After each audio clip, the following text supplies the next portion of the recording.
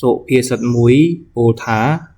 ចេះឯងឲ្យក្រែងចេះគេតើសុភាសិតនេះមានន័យយ៉ាងណាសូមតាមដានជាមួយខ្ញុំបាទដូចតទៅសុភាសិតមួយពោលថាចេះឯងឲ្យក្រែងចេះគេតើសុភាសិតនេះមានន័យយ៉ាងណាសូមតាមដានជាមួយខ្ញុំបាទដូចតទៅដើម្បីទទួលបាននៅវីដេអូក៏ដូចជាមេរៀនបន្ថែមទៀតបងប្អូនក៏ដូចជាអ្នកតាមដានកុំភ្លេចចុច Subscribe និង Follow ម្នាក់មួយប្រសិនបើបងប្អូនឬអ្នកតាមដានចង់បានសៀវភៅទាក់ទងនឹងសំណេរតែងសេចក្តីបែបបញ្ចូលប្រធានសុភាសិតខ្មែរអាចឆាតមក admin ផ្ទាល់ក៏បានតម្លៃត្រឹមតែ 20,000 រៀលប៉ុណ្ណោះ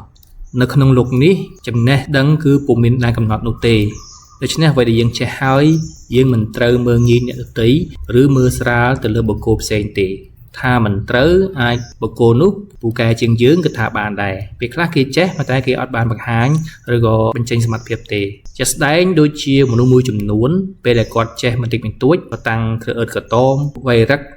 ឬក៏បញ្ចេញអត្តចរិតផ្សេងដែលហាក់ដូចជាមើលស្រាលទៅលើបុគ្គលណាមួយប៉ុន្តែនៅពេលដែលគេបញ្ចេញសមត្ថភាពធ្វើខ្លួនឯងបាក់មុខនៅក្នុងចំណោមមនុស្សចេះធ្វើខ្លួនឯងផាប់អោនគេឈ្មោះកិត្តិយសដូច្នេះការចេះដឹងអ្វីក៏ដោយគឺយើងត្រូវប្រកាន់នៅក្រមសីលធម៌ចេះឲ្យតម្លៃអ្នកដទៃនិងមើលអ្នកដទៃក្នុងផ្លូវល្អ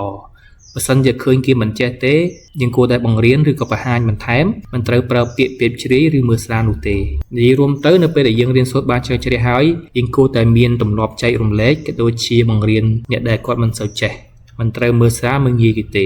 ហើយអ្នកដែលគាត់ចេះជាងយើងត្រូវតែគោរពគាត់និងរៀនសូត្រពីគាត់ឲ្យបានច្រើនដើម្បីយកមកពង្រឹងខ្លួនឯងឲ្យកាន់តែប្រកែជាងនេះទៅទៀតបើយើងក៏លេចទៅមើលអក្សរសិល្ប៍ខ្មែរវិញតួអង្គចៅចិត្រជាតួអង្គមួយដែលគាត់ចេះសម្របខ្លួនគាត់ចេះធ្វើការជាក្រុមហើយគាត់ឲ្យតម្លៃទៅលើកម្មករដូចគ្នាចំណែកលោកលួងរតនសម្បត្តិវិញក៏គាត់ជាមនុស្សដែលចេះដឹងផងដែរអញ្ចឹងគាត់ឲ្យតម្លៃទៅលើកម្មករគាត់រៀនសូត្រពីកម្មករនិងផ្ដល់ឱកាសឲ្យចៅចិត្រធ្វើការជាកម្មករជាត្បូងចំណែកឯបាឡាត់ស្រុកសង្កែវិញមានតែតំណែងមិនតែមើលស្រាលមើលងាយអ្នកក្រីក្រដូចជាចៅចិត្រជាដើមចុងក្រោយក៏ទទួលនៅសេចក្តីអាម៉ាស់ហើយសូម្បីតែនាងគុណរីក៏មិនស្រឡាញ់ផងសរុបសេចក្តីមកទោះបីជាយើងចេះចំណេះដឹងប៉ុណ្ណាក៏ដោយក៏យើងត្រូវចេះគោរពអ្នកដទៃប្រកបដោយក្រមសីលធម៌ដើម្បីអភិវឌ្ឍខ្លួនឲ្យក្លាយទៅជាធនធានមនុស្សនិងចូលរួមអភិវឌ្ឍកសាងសង្គមជាតិឲ្យកាន់តែរីកចម្រើនទៅមុខទៀតជាចុងក្រោយសូមជូនពរដល់អ្នកតាមដានក៏ដូចជាបងប្អូនទទួលបាននៅចំណេះដឹងនិងមានសុខភាពល្អជាពិសេសនោះគឺបងប្អូនដែលកំពុងតែរៀននៅថ្នាក់កម្រិតមធ្យមសិក្សាទុតិយភូមិថ្នាក់ទី12ដែលត្រៀមនឹងប្រឡងបាក់ឌុបនៅឆ្នាំនេះអរគុណច្រើនសម្រាប់ការតាមដានជួបគ្នានៅក្នុងវីដេអូបន្ទាប់